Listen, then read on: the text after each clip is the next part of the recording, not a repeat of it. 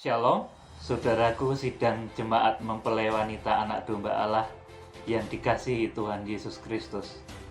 Saudara, saat ini saya akan menyampaikan mengenai jubah mempelai palsu atau jubah wanita sundal Babel yang tertulis di dalam kitab Wahyu pasal yang ke-17. Saudara, kalau kemarin sudah saya sampaikan mengenai jubah dari sidang mempelai wanita anak domba Allah. Siapa sidang mempelai wanita anak domba Allah itu?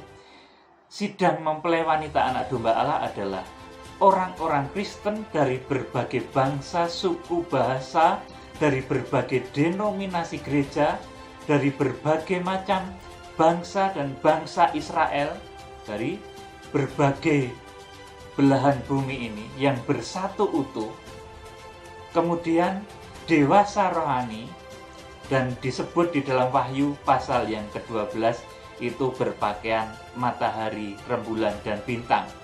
Dan jemaat Kristen yang bersatu dari segala bangsa, suku, bahasa, dan bangsa Israel yang dewasa rohani tersebut, nanti ketika masa antikris terjadi, jemaat sidang mempelai wanita anak domba Allah ini akan diungsikan di satu tempat yang namanya padang belantara pengungsian. Bahasa kitab Wahyu pasal yang ke-12 ayat yang ke-6 dan ayat yang ke-14. Dan proses untuk pengungsian, berjalannya pengungsian itu disebut sebagai Feogo, saudaraku. Feogo, saudaraku. Jadi kita lari dan menghilang. Satu bahasa yang dipakai oleh Tuhan untuk menggambarkan proses dari pengungsian ini. Satu proses yang mirip dengan pengangkatan, tetapi ini baru pemindahan, saudaraku. Jadi Wahyu pasal 12 ayat yang ke-6 dan ke-14 ini proses Feogo. Ini artinya proses kita dipindahkan, kita lari dan menghilang ke satu tempat yang disiapkan oleh Tuhan yang namanya padang belantara pengungsian. Saudara, dan gereja yang dewasa, yang bersatu dari segala bangsa, suku, bahasa, dan bangsa Israel tadi, saudaraku, ini digambarkan di sini pakaiannya adalah matahari, rembulan, dan bintang. Saudaraku, ini artinya apa, saudaraku? Orang yang akan diungsikan itu adalah jemaat sidang mempelai wanita anak domba Allah yang memiliki kepribadian langit. Pakaian matahari, bulan, dan bintang, semuanya made in langit, saudaraku. Benda-benda langit, semuanya benda-benda samawi. Artinya orang-orang yang memiliki kepribadian langit, kepribadian surga. Jadi gereja yang akan diangkat itu, saudaraku, gereja yang akan diungsikan, saudaraku, kemudian diangkat itu adalah gereja yang memiliki kepribadian langit. Tidak memiliki lagi keterikatan, saudaraku, kemelekatan dengan hawa nafsu di muka bumi ini, saudaraku. Sehingga di sini digambarkan bahwa pakaiannya adalah matahari, rembulan, dan bintang, di mana matahari, rembulan, dan bintang ini merupakan gambaran dari kasih Allah Bapa, Putra, dan Roh Kudus yang dituangkan dalam kitab Perjanjian Lama, kitab Injil, kemudian Kisah Rasul sampai dengan kitab Wahyu. Itulah, saudaraku, pakaian matahari, rembulan, dan bintang yang nanti akan membuat kita dewasa rohani, kemudian akan membuat kita, saudaraku, memiliki pakaian atau kepribadian matahari, bulan, dan bintang. Saudaraku, jadi kita tidak akan melekat lagi dengan daya tarik hawa nafsu gravitasi bumi ini. Sehingga nanti pada saat pengungsian, karena pengungsian ini bahasanya Feogo, saudaraku, artinya satu proses kita lari dan menghilang. Itu bahasanya seperti itu. Jadi prosesnya ini lari dan menghilang, saudaraku. Di dalam Wahyu pasal yang ke-12 ayat yang ke-6 dan ke-14, saudaraku.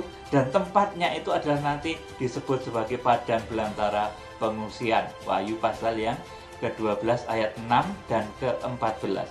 Saudaraku yang dikasihi Tuhan, itulah profil dari jubah atau gaun mempelai wanita anak domba Allah atau gereja Tuhan sejati di akhir zaman.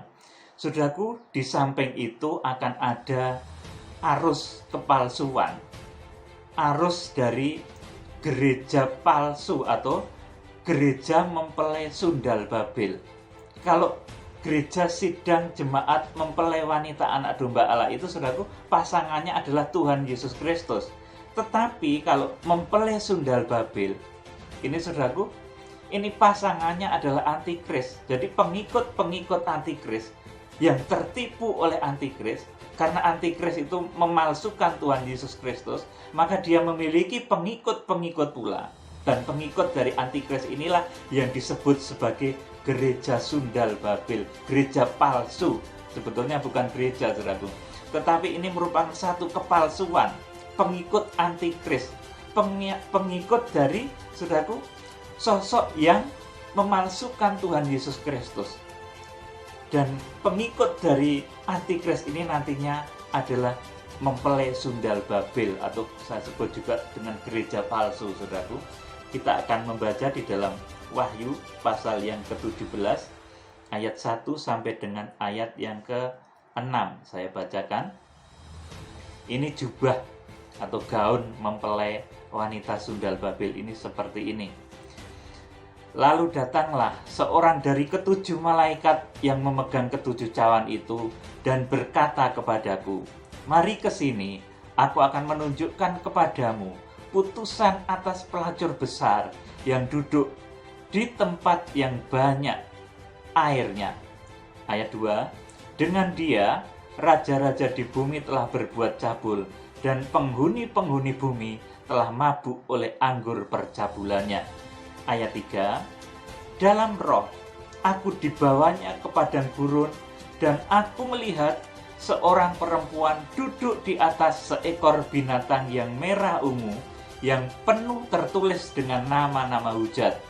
Binatang itu mempunyai 7 kepala dan 10 tanduk. Ayat yang keempat, dan perempuan itu, perhatikan ini pakaiannya, saudaraku, dan perempuan itu memakai kain ungu dan kain kirmisi yang dihiasi dengan emas, permata, dan mutiara, dan di tangannya ada suatu cawan emas penuh dengan segala kekejian dan kenajisan percabulannya. Ayat 5, dan pada dahinya tertulis suatu nama, suatu rahasia, Babel besar, ibu dari wanita-wanita pelacur dan dari kekejian di bumi. Ayat 6, dan aku melihat perempuan itu mabuk oleh darah orang-orang kudus dan darah saksi-saksi Yesus. Dan ketika aku melihatnya, aku sangat heran. Saudara, ada beberapa tanda mempelai sundal Babel atau gereja palsu atau pengikutnya antikris itu, saudaraku, ada tanda khusus. Pengikut antikris, karena antikris itu adalah memalsukan Yesus, maka antikris juga memiliki pengikut, memiliki gereja palsu, saudaraku, sebagai pengikut dari antikris. Di akhir zaman itu nanti gereja palsu, saudaraku. Arusnya gereja palsu, arusnya antikris, saudaraku, arusnya 666, saudaraku. Ini cirinya sedemikian, saudaraku, bahwa yang pertama, saudaraku, ini persekutuannya adalah mengejar kemakmuran dunia. Kalau di dalam Wahyu pasal 17 ayat 1 itu ditulis sebagai tempat yang banyak airnya. Jadi, saudaraku, di dalam perkumpulan dari jemaat-jemaat palsu ini, semata-mata yang dikejar adalah kemakmuran dunia. Saudara perhatikan baik-baik. Jadi, tidak mengejar kekudusan, tidak mengejar kesucian, tidak mencari Tuhan, tetapi semata-mata, saudaraku, yang dicari adalah tempat yang basah, tempat yang banyak airnya. Saudaraku, tempat yang banyak hartanya. Jadi di dalam peribadatan itu dia motivasinya mengejar kemakmuran duniawi. Ini ciri yang pertama. Perhatikan baik-baik. Kalau ada satu perkumpulan yang dikejar tujuan utamanya adalah mengejar kemakmuran jasmania, saudara, mengejar kemakmuran duniawi, saudaraku, maka patut berhati-hati. Saudara, kemudian yang kedua, saudaraku, persekutuannya adalah cabul, saudaraku, cabul secara rohani. Cabul secara rohani itu bagaimana, saudaraku? Ini adalah memasukkan benih asing yang bukan firman Tuhan. Jadi lebih suka mendengarkan sesuatu yang bukan firman Tuhan, memuaskan keinginan telinga, ajaran-ajaran takhayul, cerita nenek-nenek tua, kalau Timotius katakan begitu, saudaraku. 1 Timotius 4 ayat 7 saya bacakan. Tetapi jauhilah takhayul dan dongeng nenek-nenek tua, latihlah dirimu beribadah. Saudaraku, dia lebih suka mendengar takhayul, cerita-cerita takhayul, saudaraku. Kemudian, saudaraku, diselingi ketawa-ketawa, seperti apa namanya? Jadi ibadah itu merupakan satu hiburan begitu, saudaraku. Seperti kita mencari tempat hiburan duniawi, saudaraku. Jadi ibadah diperlakukan seperti itu, saudaraku, menjadi tempat satu mencari hiburan duniawi yang menuju kepada pencarian kemakmuran dunia. Dan hiburannya juga hiburan dunia. Lebih suka mengundang pelawak daripada mengundang hamba Tuhan. Saudara yang dikasihi Tuhan. Kemudian selanjutnya, saudaraku, cabul secara rohani itu adalah memasukkan benih asing, memuaskan keinginan telinga, ajaran-ajaran takhayul, cerita-cerita nenek-nenek tua, saudaraku. 2 Timotius 4 ayat 3-4 saya bacakan. Karena akan datang waktunya, orang tidak dapat lagi menerima ajaran sehat, tetapi mereka akan mengumpulkan guru-guru menurut kehendaknya. Jadi senengnya, sesukanya mengundang orang yang disukai, bisa menghibur, bisa membuat ketawa ketiwi, saudaraku, seolah-olah badannya ini ceria, saudaraku, tetapi tidak membawa pencerahan kepada roh, saudaraku. Karena akan datang waktunya orang tidak dapat lagi menerima ajaran sehat, tetapi mereka akan mengumpulkan guru-guru menurut kehendaknya untuk memuaskan keinginan telinganya. Saudaraku, jadi tempat masuknya dari benih-benih si jahat ini adalah telinga. Demikian pula, saudaraku, telinga dan mata ini merupakan tempat masuknya sebetulnya, saudaraku, benih-benih firman Tuhan. Saudaraku, bagi orang-orang benar, bagi mempelai wanita anak domba Allah yang berpakaian matahari, bulan, dan bintang, maka mata dan telinga ini merupakan tempat masuknya benih, saudaraku, dari mempelai pria surga. Melalui firman yang kita dengar, melalui firman yang kita baca, saudaraku, kita memasukkan benih mempelai pria surga itu. Saudara, akan tetapi kepada mempelai palsu, mempelai sundal Babel ini, saudaraku, mereka mengumpulkan guru-guru palsu untuk memuaskan keinginan telinga mereka. Ajaran-ajaran takhayul, cerita-cerita nenek tua. Saudaraku, ajaran-ajaran takhayul itu apa, saudaraku? Dongeng-dongeng, saudaraku.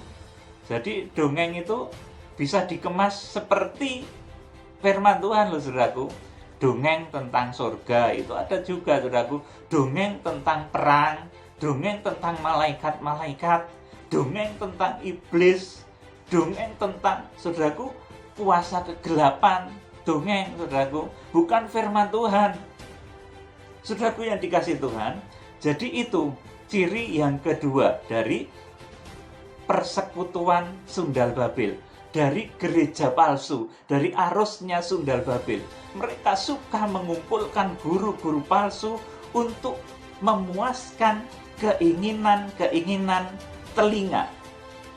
Saudara, ajaran-ajaran takhayul, cerita-cerita nenek-nenek tua, cerita yang betul-betul nggak bisa diterima baik dengan hikmat maupun dengan kebenaran, tidak bisa diterima. Itu merupakan cerita Nina Bubuk saja, merupakan cerita-cerita nenek-nenek tua saja, cerita gombal saja, saudaraku.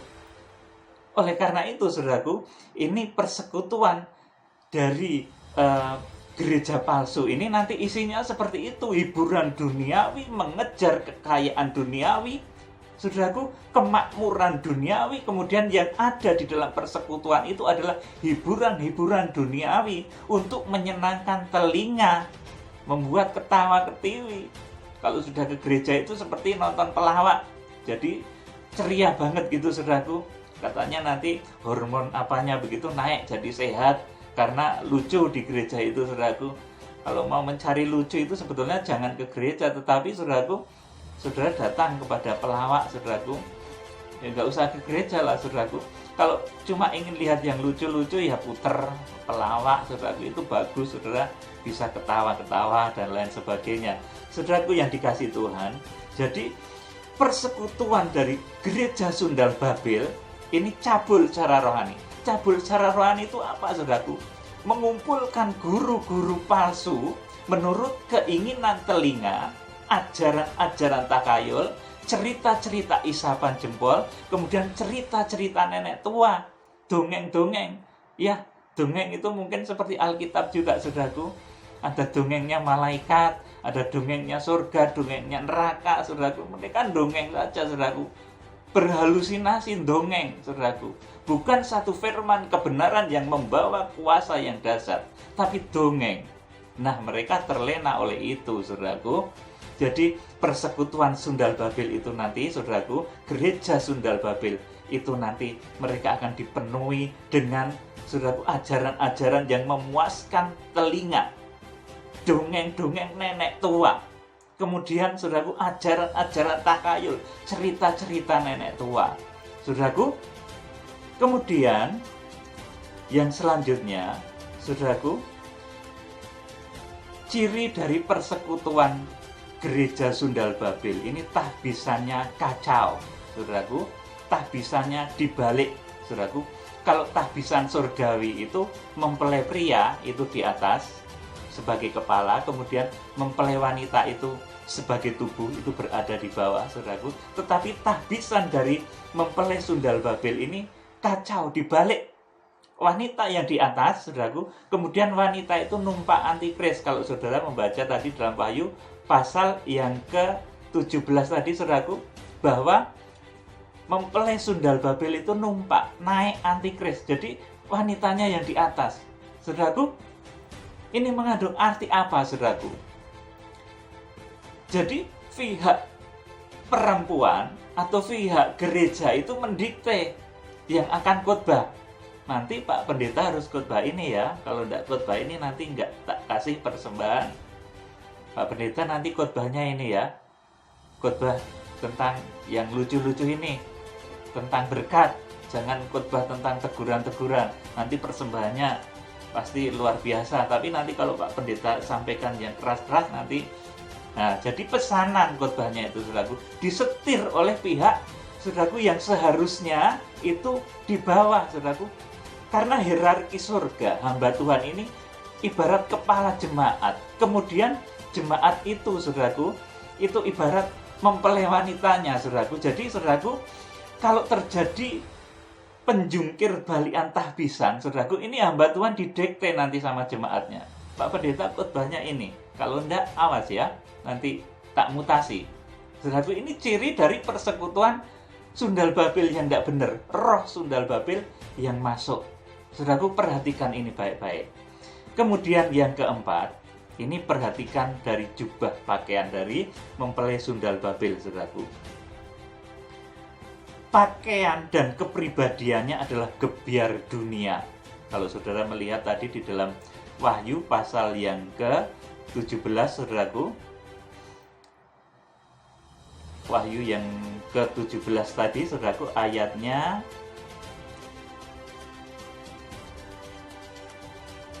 ayat yang keempat.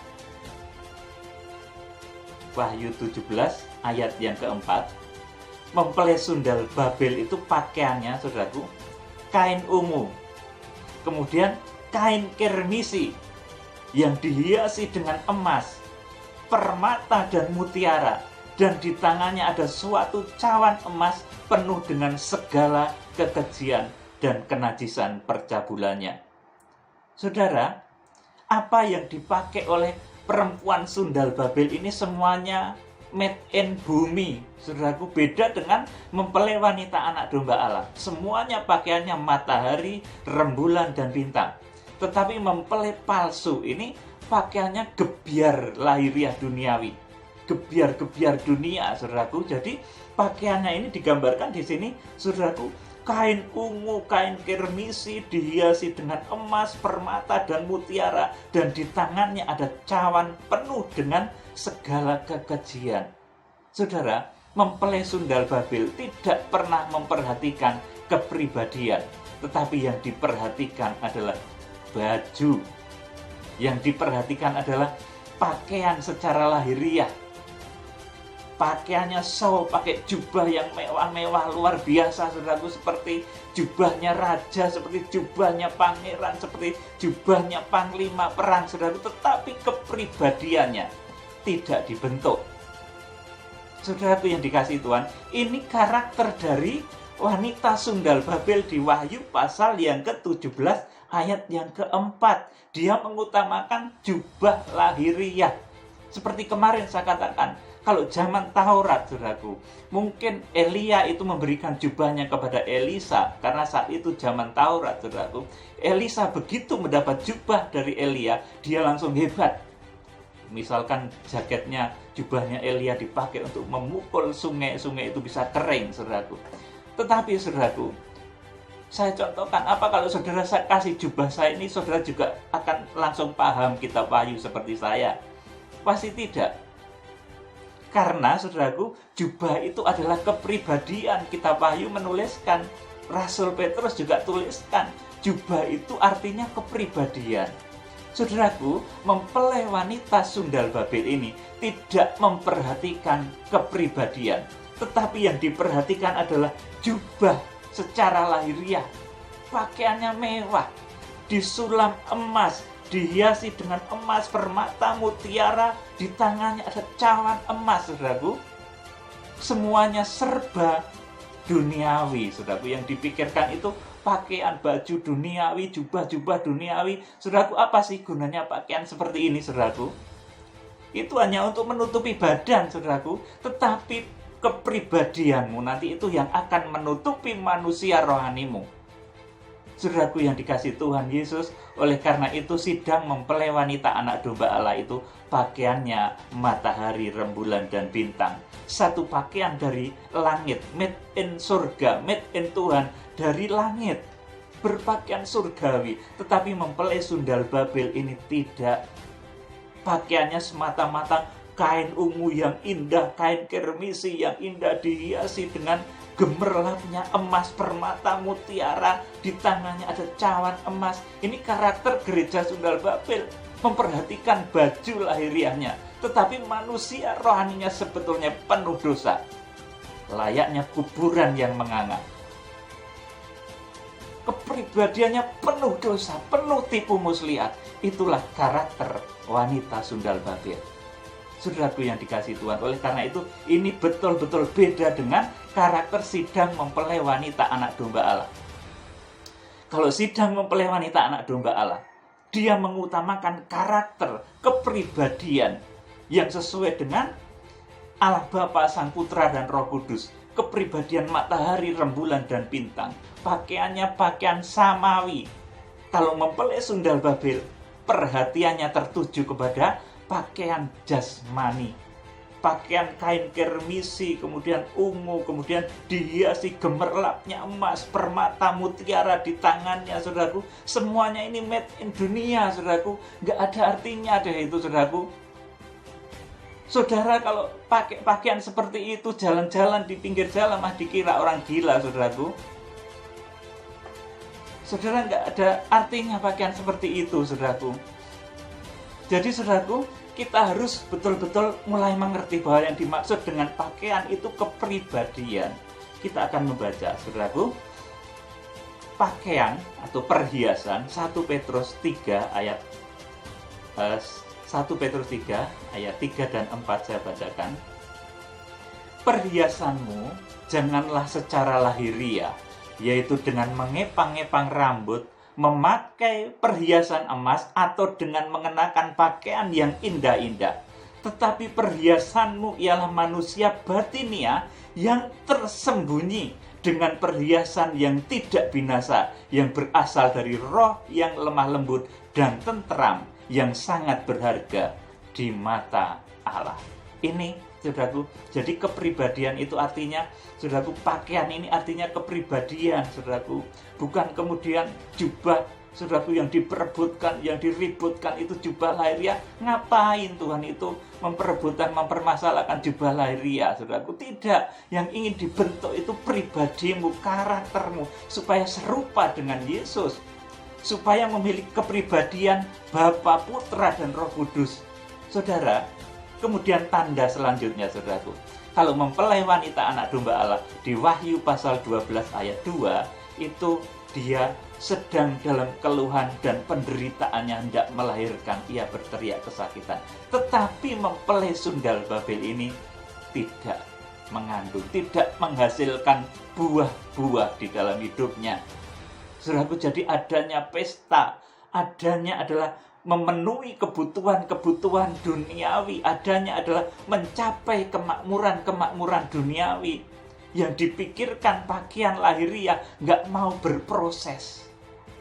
Mengandung itu artinya berproses, saudara. Kalau kita mendengarkan firman Tuhan, kita pribadikan, kita hayati, saudaraku, kemudian kita lakukan, itu rasanya seperti orang mengandung. Berat, saudaraku.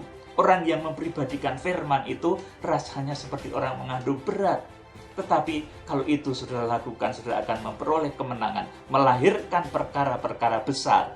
Saudaraku yang dikasihi Tuhan, jadi ini ciri dari gereja sundal Babel, gereja palsu yang nanti akan terjebak masuk ke dalam arusnya antikris di akhir zaman.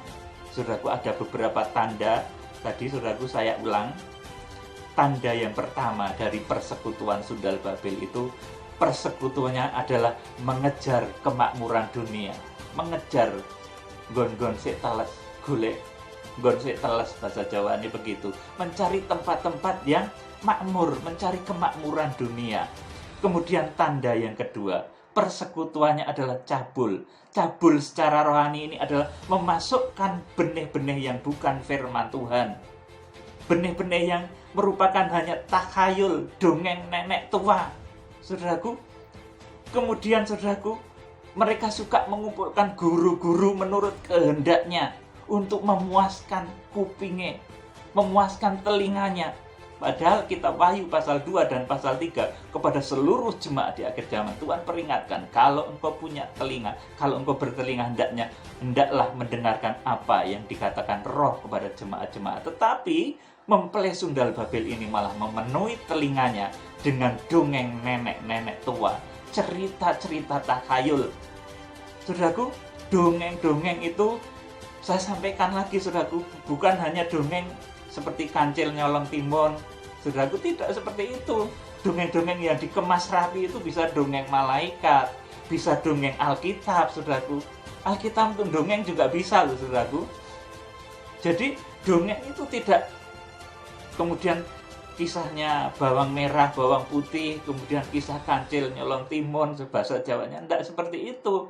Dongeng-dongeng tersembunyi yang diajarkan kepada wanita sundal Babel ini, dongeng-dongeng Alkitab, saudaraku. Artinya satu pembawaan firman yang tidak membawa kuasa, yang diputar balikkan juga, saudaraku. Itu dongeng, saudaraku, dongeng malaikat, dongengnya malaikat Gabriel, dongengnya malaikat Mikael, saudaraku, dongeng peperangan, saudaraku. Saudaraku, jadi Alkitab ini bisa dipakai dongeng juga, saudaraku. Dan kalau saudara tidak peka, saudara bisa terpana oleh dongeng nenek-nenek tua seperti itu.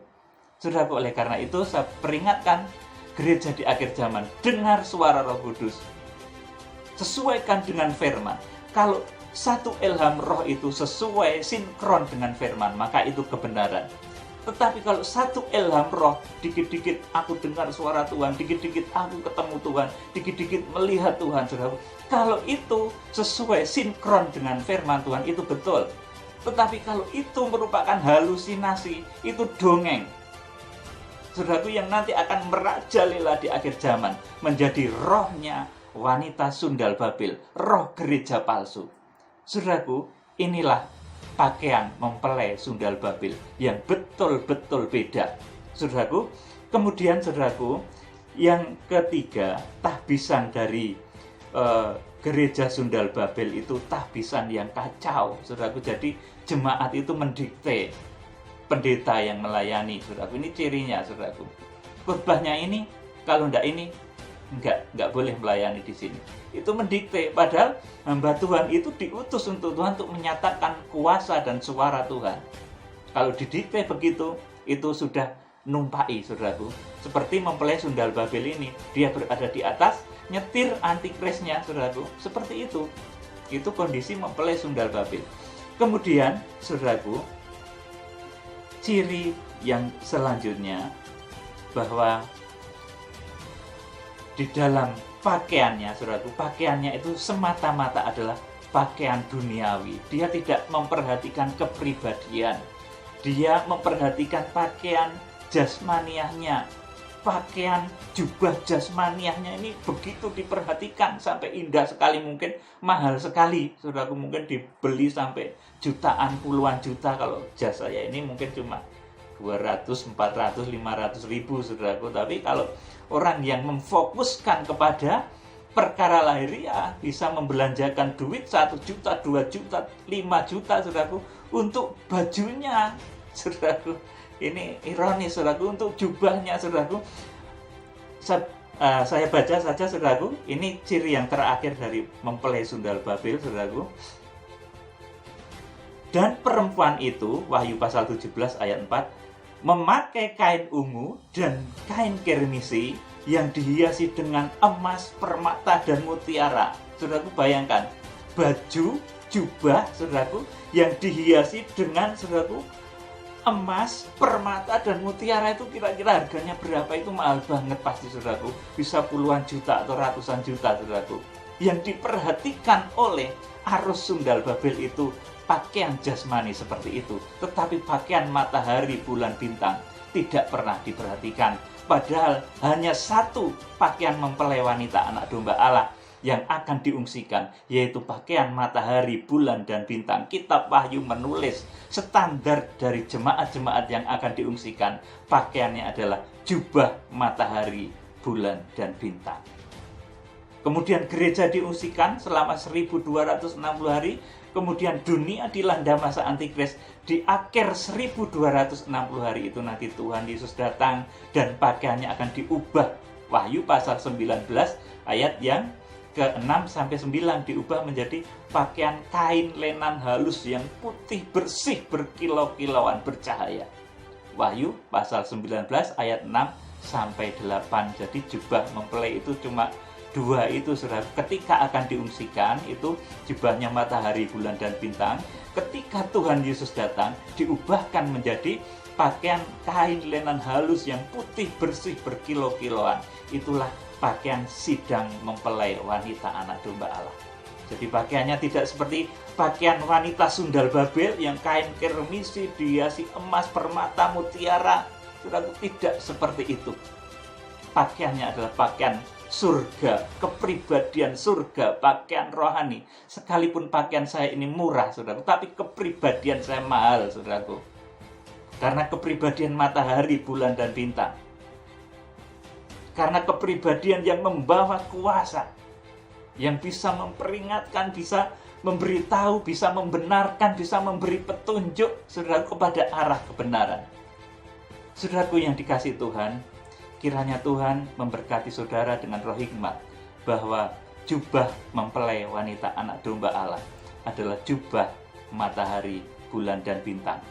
Kemudian diungsikan, dan sesudah diungsikan, jubahnya diubah menjadi jubah kain lenan halus yang putih bersih dan berkilau-kilauan.